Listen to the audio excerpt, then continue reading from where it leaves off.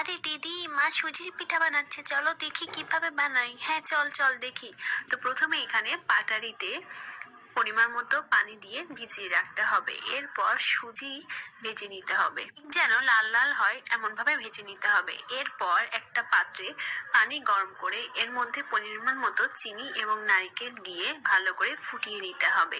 এবার 1/4 কাপের মতো দুধ এর মধ্যে অ্যাড করে ভালো করে আবার নাড়তে থাকবো যতক্ষণ না এটা ফুটে আসে। এরপর এর মধ্যে আমরা যে সুজি ভেজে রেখেছিলাম সেটা সবটুকু দিয়ে দিব। এই সুজির মিশ্রণটাকে বাইন্ডিং এ আনার জন্য এর মধ্যে পরিমাণ মতো ময়দা ছিটিয়ে দেব এবং ভালোভাবে মিশিয়ে এটা ঠান্ডা করে নিব। ঠান্ডা করার পর এভাবে হাতের সাহায্যে গোল গোল করে ঘুরিয়ে ঘুরিয়ে একটা কাবাবের মতন করে শেপ দিতে হবে। এই যে আমাদের সুজি তৈরি ভাজার জন্য। এবার একটা কড়াইতে তেল গরম করে এই সুজিগুলো মিডিয়াম আঁচে লাল লাল করে ভেজে নিতে হবে। এবার এখানে পাটারি মিশ্রিত পানিটা জাল করে নিয়ে একটা রস তৈরি করে এর মধ্যে সুজির বড়াগুলো দিয়ে দিয়ে সোক করতে হবে।